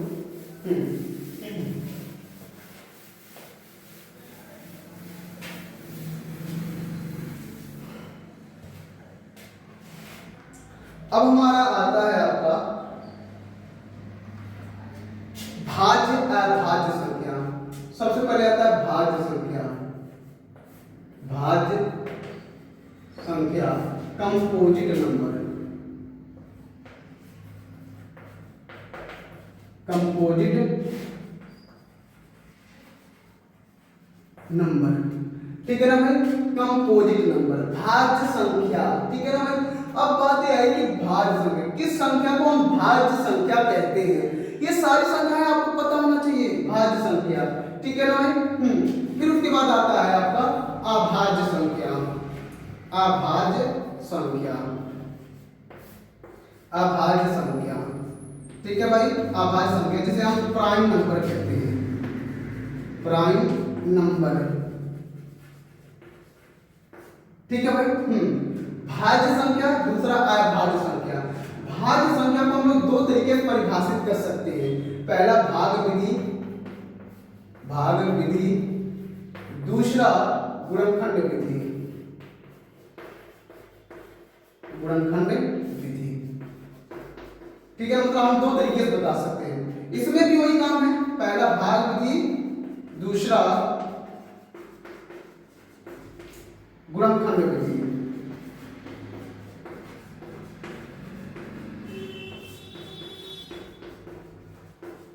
ठीक है भाई, तो दो तरीके से हम लोग भाज्य संख्या को और अभाज्य संख्या को दोनों तरीके से हम बता सकते हैं। चलिए सबसे पहले हम लोग भाज्य संख्या को जान लेते हैं, वो भी भाग विधि से, कि हम भाई भाग विधि से कैसे भाज्य संख्या को बता सकते हैं या किस प्रकार की संख्या को हम भाज्य संख्या कहेंगे।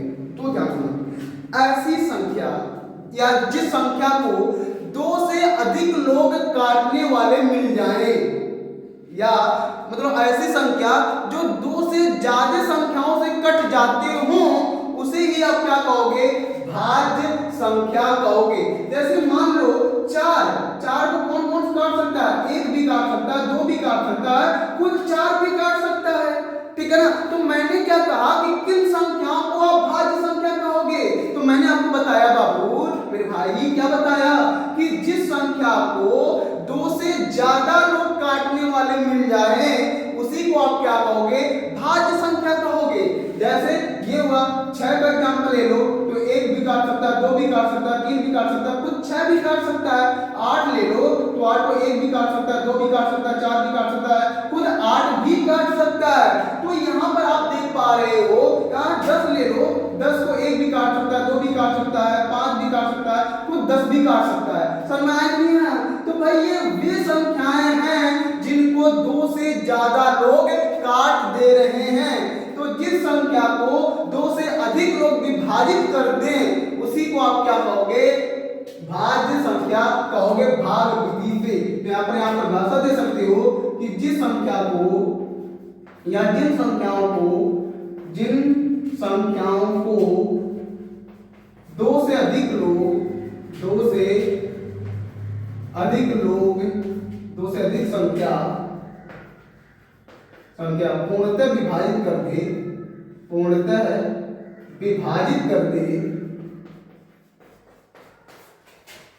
कर दे भाज्य संख्या कहलाता है। भाज्य संख्या कहलाता है। ठीक है, ये चीज हो गया भाई।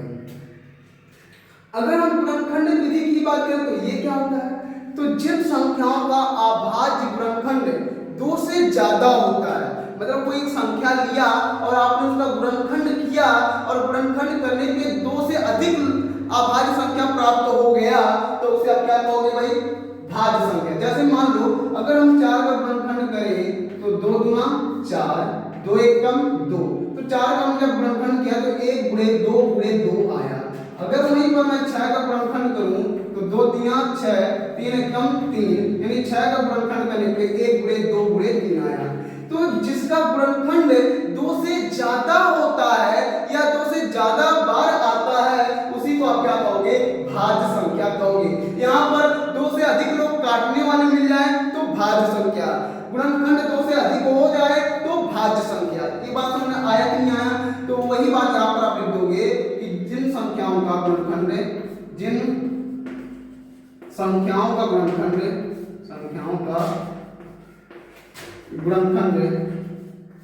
2 से अधिक बार होता है। एक मिनट,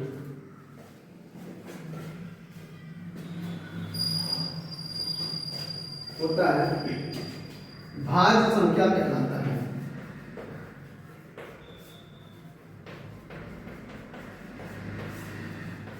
ठीक है, तो इस तरीके से भाज्य संख्या आपका कंप्लीट हो गया। ठीक है, अब हम बात करेंगे भाज्य संख्या का भाग विधि से। ठीक है, भाग विधि क्या होता है भाई? जिस संख्या को खुद और एक के अलावा कोई अन्य संख्या ना काट पाए उसे ही आप क्या कहोगे? अभाज्य संख्या कहोगे। एक बात तो आप अच्छी तरीके से जानते ही हैं। ठीक है ना भाई? जिस संख्या को स्वयं और एक के अलावा कोई और ना काट पाए उसे आप क्या कहोगे? अभाज्य संख्या कहोगे। एक बात लिख लीजिए, जिन संख्याओं या ऐसी संख्याएं, या आप ऐसे लिख सकते हो कि ऐसी संख्याएं जो स्वयं एवं एक के अलावा किसी अन्य संख्या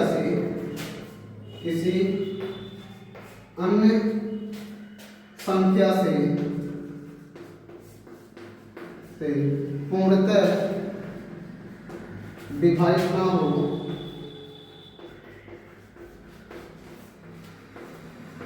हो अभाज्य संख्या कहलाता है।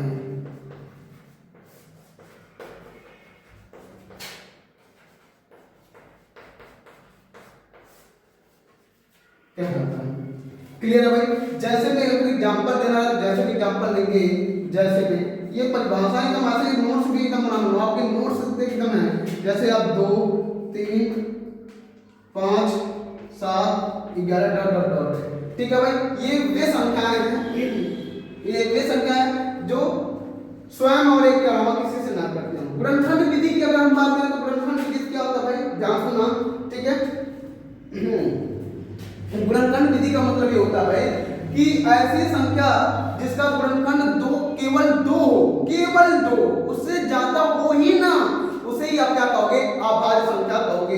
तो जिन संख्याओं का गुणनखंड 2 से ज्यादा नहीं होता है, केवल 2 ही होता है, उसे ही आप क्या कहोगे? अभाज्य संख्या। तो यहाँ पर लिखोगे कि जिन संख्याओं का गुणनखंड केवल 2 होता है, केवल 2 होता है, अभाज्य संख्या कहलाता है।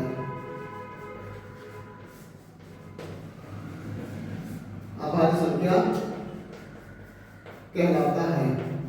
जैसे फॉर एग्जाम्पल मैं इसका एग्जाम्पल दे दूं, तो इसका एग्जाम्पल जैसे मान लो 2 का गुणनखंड करेंगे तो 1/2 आएगा, ठीक है ना। और आगे 3 का देख लो तो 1/3 आएगा, आगे देख लो, ठीक है। 5 का करें तो 1/5 ही आएगा। तो आपने यहाँ पर ध्यान से देखा कि भाई जिनका गुणनखंड केवल 2 ही होगा उसे आप अभाज्य संख्या कहोगे। ये सारी चीज मैंने भाज्य और अभाज्य आपको अच्छे से कंप्लीट करा दिया। तो आप लोग देख लो यहाँ तक, किसी को कोई डाउट हो तो पूछ लीजिए कमेंट में, ठीक है। उसके बाद नहीं है तो आप लोग इसका स्क्रीनशॉट ले लीजिए फटाफट। उसके बाद हम लोग आगे चलेंगे सम विषम की ओर। बस 2-3 संख्या हो रहेगा, उसके बाद कंप्लीट हो गया, ठीक है ना। स्क्रीनशॉट ले लीजिए आप लोग,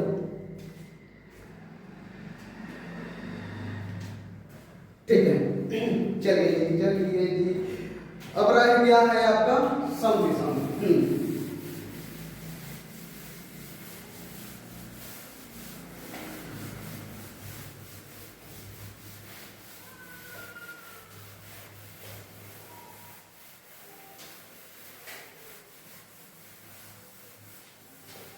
सम विषम, चलिए सम विषम पे आ जाते हैं।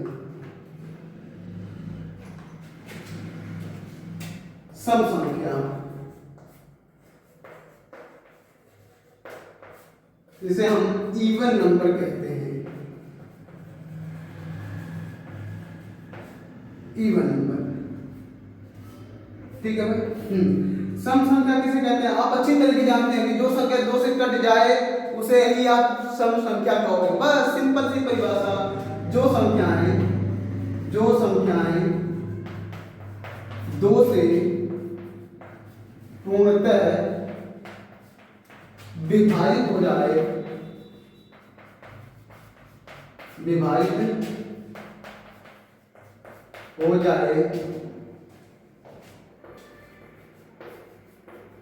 उन सभी संख्याओं को सम संख्या कहते हैं, सम संख्या कहते हैं। समझ आया कि ना। जैसे मान लो 2 खुद हो गया, 4 हो गया, 6 हो गया, 8 हो गया, 10 हो गया, 12 हो गया, डॉट हो गया। ये वे संख्याएं हैं जो 2 से कट जाते हैं। तो जो 2 से कट जाए उसे ही आप क्या कहोगे, सम संख्या कहोगे, ठीक है ना भाई। बिल्कुल। अगर हम सम संख्या का सूत्र कहें, सम संख्या का सूत्र है, सम संख्या का सूत्र है, देखो सम संख्या का सूत्र क्या होता है, मतलब क्या है, अगर हम सम संख्या का गुणा किसी भी संख्या में कर दें तो सम संख्या ही मिलेगा। जैसे मान लो 2 का गुणा अगर मैं 3 में कर दूं तो 2 दूनी 6, सम मिला कि नहीं मिला। 2 का गुणा 1 में कर दूं तो 2 1 कम 2, सब है कि नहीं है भाई। तो ये चीज हो गया। तो आप कहेंगे 2 क्यों, जहां क्यों क्या है, पूर्णांक है, ठीक है भाई। यहाँ आप किसी भी पूर्णांक संख्या से 2 में गुणा करोगे तो आपको क्या मिलेगा, सम संख्या ही मिलेगा। अब बात करेंगे विषम संख्या का। विषम संख्या जिसे हम ऑड नंबर कहते हैं, ठीक है भाई। ये चीज क्या भाई, ध्यान सुनिएगा। तो जो संख्या 2 से ना कटे, जो 2 से कट जाए उसे सम, जो 2 से ना कटे उसे विषम। आप ये कह सकते हो जो संख्याएं 2 से पूर्णतः विभाजित ना हो,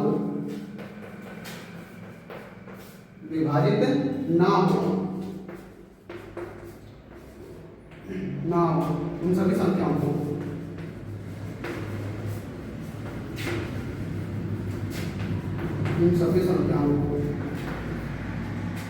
विषम संख्या कहते हैं।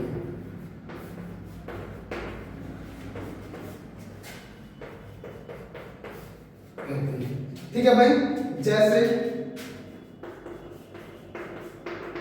1 3 5 7 डॉट, ठीक है ना। ये वे संख्याएं हैं जो 2 से पूर्णतः विभाजित नहीं होते हैं।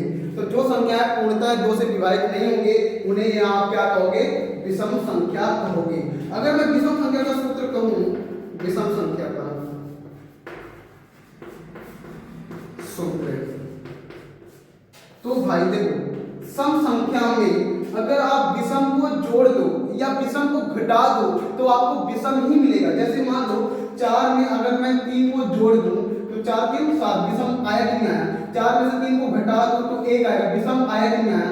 ऐसे 2 में 7 को जोड़ दो तो 7 2 9, विषम संख्या आया कि नहीं आया। 2 में से 7 को घटा दूं तो कितना आया, -5, विषम आया कि नहीं आया, आया ना। तो कहने का मतलब अगर मैं सम संख्या, ये सम संख्या है, सम संख्या में अगर मैं जोड़ दूं विषम या विषम को मैं घटा दूं तो आपको क्या मिलेगा, विषम संख्या ही मिलेगा। ठीक है ना भाई। तो इस तरीके से ये आपका सम संख्या और ये विषम संख्या पूरा कंप्लीट हो गया है। ठीक है ना। तो आप लोग एक काम करो, इसका स्क्रीनशॉट ले लीजिए। एक संख्या बस रह गया सह अभाज्य संख्या, जस्ट उसको हम लोग देख लेते हैं, है ना भाई। स्क्रीनशॉट ले लीजिए। चलिए ठीक है। अब लास्ट रह गया हमारा अभाज्य संख्या, है ना, बिल्कुल। उसके बाद ये पूरी की पूरी संख्याएं क्या हो जाएंगी, कंप्लीट हो जाएंगी। चलिए सह अभाज्य संख्या, सह अभाज्य संख्या को प्राइम नंबर, को प्राइम नंबर। ठीक है भाई। को प्राइम नंबर क्या होता है, तो भाई जब किन्हीं दो संख्याओं का मैसर एक आता है उसे ही आप क्या कहोगे, सह अभाज्य संख्याएं कहते हैं। क्या कहेंगे भाई, जिन दो संख्याओं का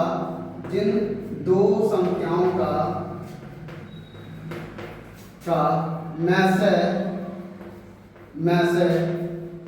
एक आता है,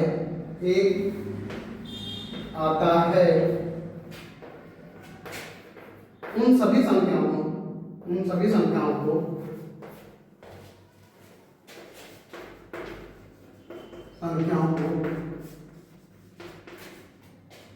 सह अभाज्य संख्या कहते हैं। सह अभाज्य संख्या कहते हैं।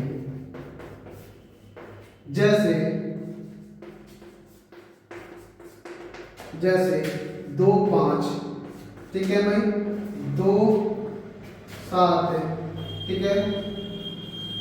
उसके बाद 10 13, ठीक है। तो ये वे संख्याएं हैं जिनका मैसर कितना आता है, एक आता है। एक के अलावा इनका मैसर कुछ भी नहीं आएगा। मैसर कैसे निकाला जाएगा, किस तरीके से निकाला जाएगा, हम लोग आगे कॉन्सेप्ट में सीखेंगे, सब कुछ सीखेंगे भाई। तो बस यहाँ आप लोग इतना देख लो। तो यहाँ तक आप लोग का पूरा संख्या कंप्लीट हुआ। ठीक है ना भाई। इसके बाद हम लोग अब चैप्टर के बेसिक पढ़ेंगे, फिर उसके बाद उसके आगे के सवालों को हल करेंगे। ठीक है ना भाई। तो यहाँ तक आप लोगों को पूरा क्लास कैसा लगा, अगर क्लास बहुत अच्छा लगा हो तो वीडियो को ज़्यादा से ज़्यादा शेयर कर दीजिए, ठीक है, अपने दोस्तों के पास, और लाइक सब्सक्राइब कमेंट जरूर कीजिएगा। आज के लिए इतना ही, धन्यवाद।